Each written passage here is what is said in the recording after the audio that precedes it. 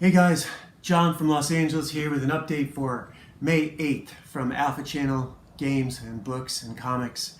And so I do have some cool stuff to show you. First, I like doing this show and tell stuff first because it's a smarter way to do this. This, don't remember the character's name, but this was drawn for me at Comic-Con, San Diego, I want to say. And the fellow who drew it offered me a shot of SoCo while he drew this.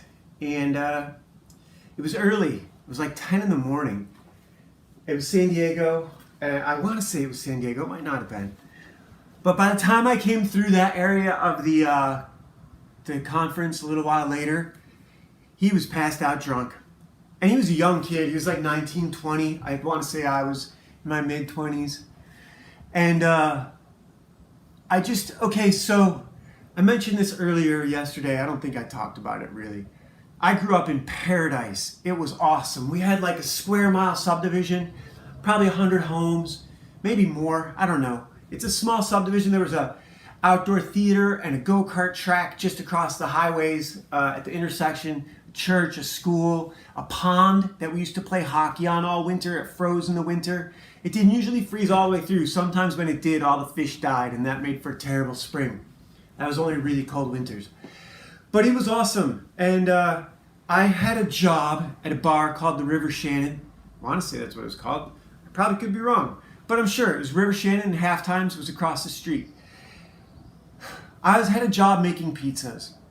And I did not respect the job because the people who came in there were addicts. They were drug addicts, and they came in every day. And you know, it's weird because Cheers, they have a scene where Sam and Diane, where Diane really kind of has the same attitude towards the patrons of Cheers, that, you know, she kind of despises them, almost like degenerate gamblers. And Sam says, why? Why do you feel that way? Why do you not like these guys? They come here, you know, this is where they feel at home. And she says, well, it's all about alcohol. And he says, no, it's not. Anyone can go buy a six-pack and drink at home. This isn't about the alcohol. It's a lot cheaper to do it that way. So running a liquor store is way more being a drug dealer than working at a bar. But I was just a kid making pizzas there. And the hopelessness I saw in the faces of the regulars at that bar was heartbreaking. And the same people were there every day, smoking cigarettes, getting out of the sun in the summertime. I mostly worked in the summertime. I left the job in the worst way possible. I basically broke the owner's heart, you know. I just did the worst thing I could do to get out of there. I couldn't stand being there. It was so terrible to see the same people in there every day, making pizzas for whoever called in, you know. So that was the small town. Really didn't offer me anything because of my eyes and because I was basically a handicapped child. No good at sports.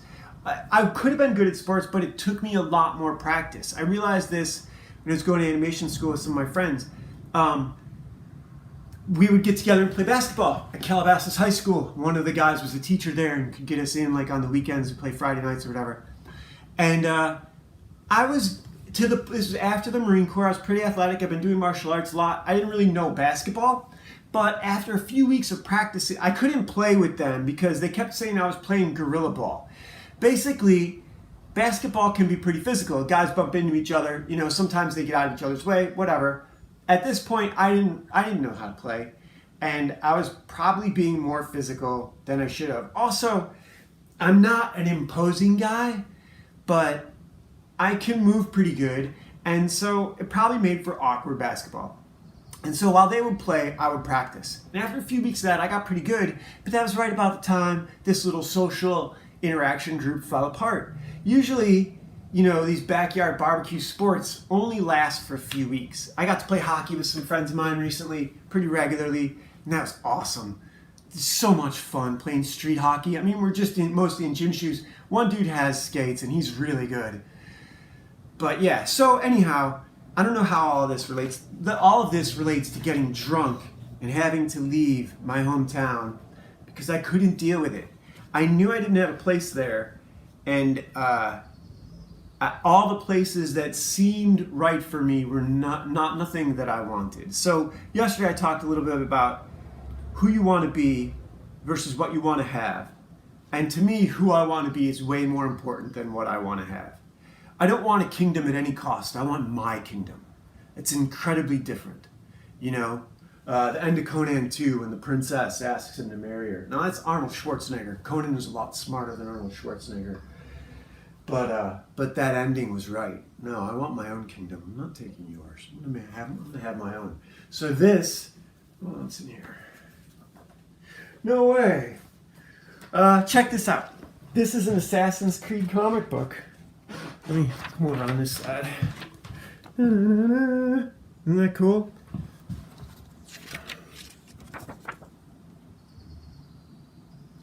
It's very cartoony. I wonder if this will get copyright struck. I hope not. This came with a game, so a little fight, you know. Hope I don't get copyright struck for Assassin's Creed. And this is what I meant to pick up. This was my comic that I did with a friend of mine. She's my character. My friend from animation school, Jay, did all the art. Whoa. Sorry about that. So that's Ashley Fox in her angelic form. Ashley Fox, Ninja Babysitter. Look at these covers. All right. Let's see if I can even. Jay is such an amazing artist. How can you say anything else? Dude is incredible. This is on our website. You can go out to ashleyfox.ninja and click on the comics tab and download this PDF. It's awesome. I'm so happy with this. We sent it out to Image. Crowdfunding really wasn't a thing back then. Image was, and you know, this book has some problems. It should be in color for one thing. It's pretty awesome. I thought I had this first 6 pages colored, but my computer shorted out and a drive that it was all on had to go to a drive place to get fixed. And then when I got it back, it turned out that the colored art wasn't there. I was just absolutely heartbroken. But yeah, look at this. Is that not absolutely sick? Jay is the, like I said, best artist I have ever met, you know, in real life and talked to and hung out with. We're fucking great friends, so I'm honored to know him. We just spent a couple hours on the phone the other day. Maybe I will clip out the middle of the Assassin's Creed, so don't be surprised if there's a cut in there. I've heard that copyright strikes are a big deal. So Ashley Fox, I should plug this more. I'm gonna wait for the siren to go away. I have 26 hours of her. Oh, this is the best. 26 hours of her on YouTube as audiobooks. This ninja doesn't wear black. And she is an orphan who has great adventures in the future with a hoverboard and her little brother and a whole gang of orphans. And yeah, so yeah, you should go check that out. Just listen to the first little bit. Just listen to the first audiobook and see if you don't like it. What else do I have here? I think I'm going to save some of this stuff for tomorrow because I am quickly running out of show and tell. Like I said, I sold a lot of it, and I can't show half the stuff I have because half the stuff I have is Fallout level gear for the end of the world here in Angel City. So I can't show you all that, you know? That's just, YouTube doesn't like that stuff. And I'd rather talk about comics anyhow, so now I'm going to show some art.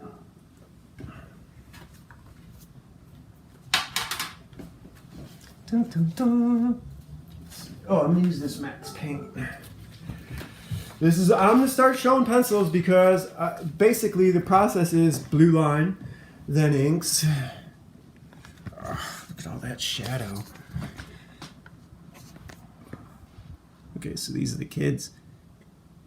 And I'd said yesterday that Warren here is based on Warren Ballow. He's named after him, but he's also named after war. He's really named after war and death. He's drawn on my brother Sam, who is also known as Patrick Swayze, because he does kind of look like him. And then Jamie, skinnier face, long hair. This really seems like it's not focusing, which is frustrating. But it might just be mine. Here they are with summer.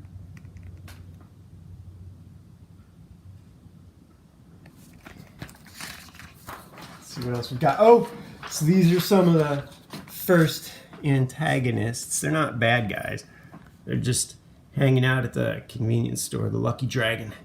When our guys show up, sort of give them a hard time, tease them, you know, the way kids do. This is our bad guy. He steals Summer's bike. He claims he's borrowing it and throws money at her, says he's renting it. But, you know, it's theft. So, he's our bad guy. And let's see what else we've got here. I'm going to save this one. Here we go. This one is the one I'm most proud of. I did this last night. Blue pencil, no photo reference whatsoever. Just out of my head.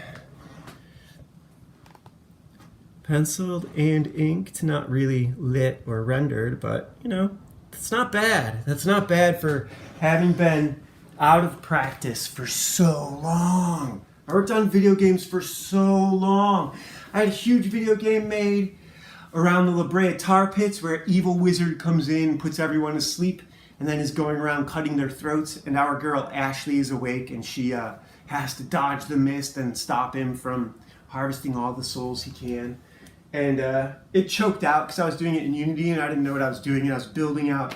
I had filled a museum with images. Like, you just can't do that. But it was awesome to play through. I modeled all of it. And then, get this, Los Angeles destroyed some of the buildings and rebuilt basically a giant airport warehouse in its place. So that was frustrating. So yeah, I have this game in Unity that's kind of in pieces, but it's still made. And no, it's never going to get played. But it was a good idea. I might make a version of it. There's a garden with like an ear, eye, nose, mouth, and hand. And you have to visit each of the sculptures and unlock their secret to continue through the game. That's a cool idea. All right, but what I'm going to talk about today is social contract in comics, in business, in war, in life.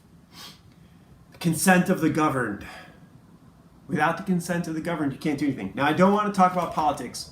I want to talk about this as how it relates to you as an individual and who you're required to put your allegiances to. When someone lies to you, you're not required to be loyal to them anymore.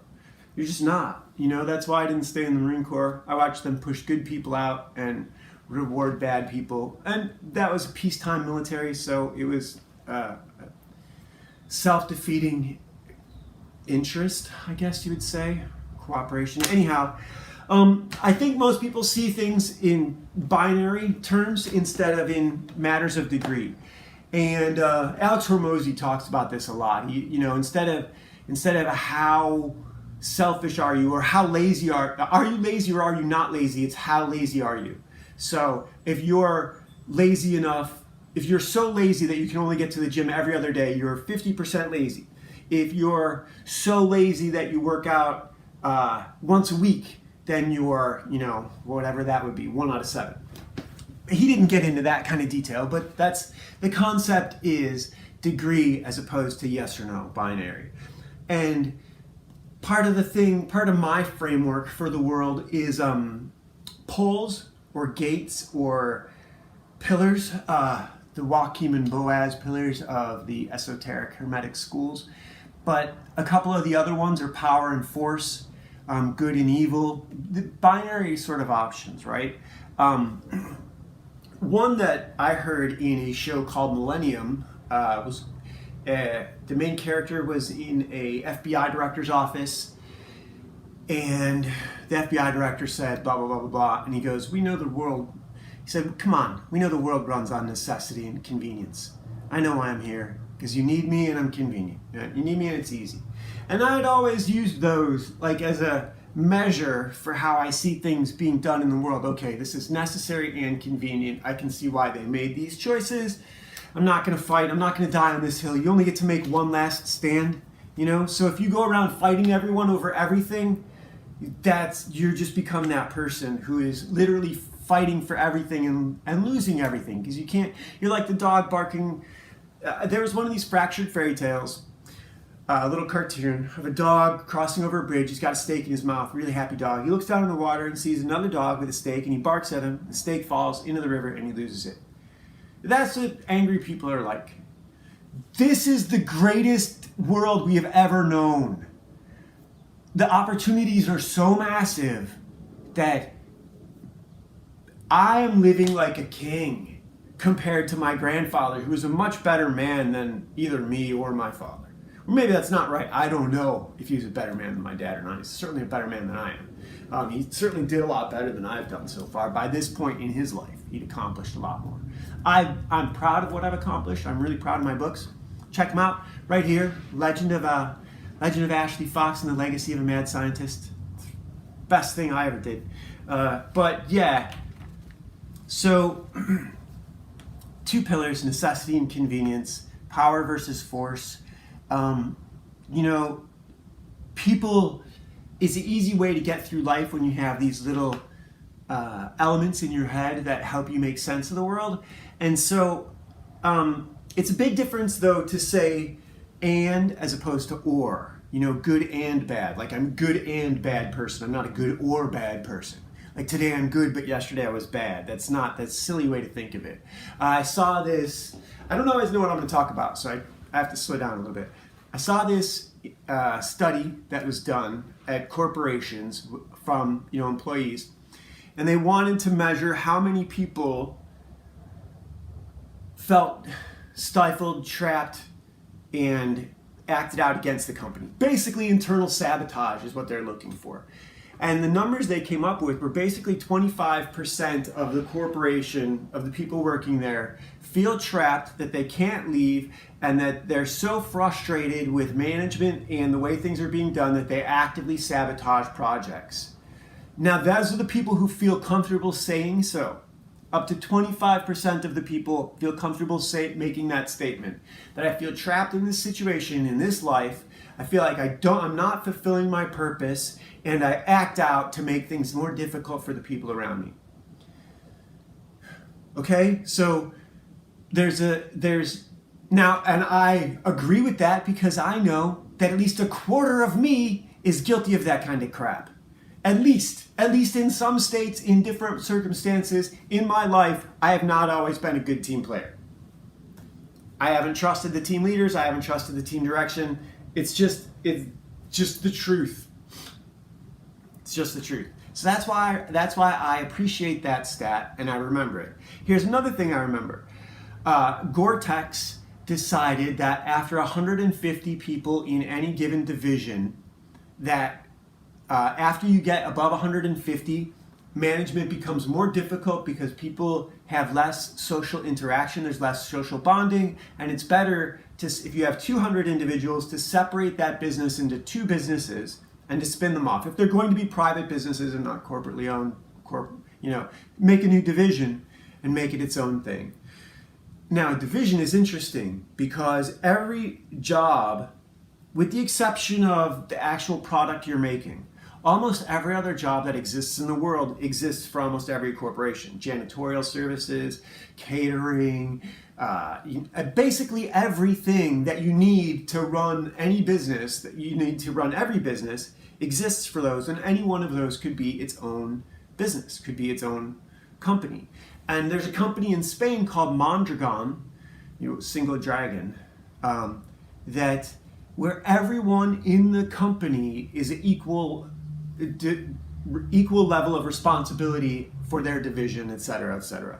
So there's a saying in GE, here's how this all relates. GE says, promote A's, leave B's alone, fire C's. So if you have A, B, and C employees, promote A's, leave B's alone, fire C's. And so what happens is you have someone who's an A, who's outperforming others in any given task. You promote them to somewhere they're now a C or a B, and given how long they're going to be there, they may, if they're C's in this new task that may not be suited for them at all, that you've promoted them into, you've taken them out of something where they were good at it, and instead of leaving them alone, you've moved them into something new where they now have to learn something new that they may hate, they may not want to do. So you've upended your ship. You've taken someone who's a good rower and told him to get on the gun, and he might be shit on the gun. You know, you don't know. You don't know. It's a risk. And you fired C's who might be an A somewhere else. That is corporate thinking. Mondragon has a different attitude. There's a place for everybody. In every corporation, every job has to be done. I'm from a big family, and I went from a big family to the Marine Corps. In the Marine Corps, you have to learn the jobs of everyone else on your team. In the Marine Corps, if you can't learn, you can't stay. It's that simple. And so I know that I'm the worst of the worst. I'm the baby who would have been left out in the cold in the winter because I had such bad crossed eyes, no good at sports, no good at hand-eye coordination. And this made me very bad at social interactions, very self-conscious, very timid, not able to speak my piece. And when I did speak my piece, it was seen as, someone unworthy having an opinion. Nobody likes that. So that's a unique situation. That's someone who doesn't have no value, right? No value. And so when I heard this about the only person who thought I had any value was me. If you don't believe in yourself, why should anybody else? So my idea, the Marine Corps was great. It taught me how to learn. I learned that anyone can learn, because if I can do it, anyone can do it. So why not go for the biggest thing in the world? Go for what makes you happy. And this leads me back to what I was saying yesterday about being and not doing. Doing this comic is no work for me. I sit and I draw, and time flies by, and I love it, and I'm happy when I'm done. I'm happy while I'm doing it, and then I do more of it, and at the end I have something to show for it. Writing is way more work. But here's the thing about drawing versus writing. If you're not a good writer, it's very easy to draw yourself into a dead end. So being is more important than doing.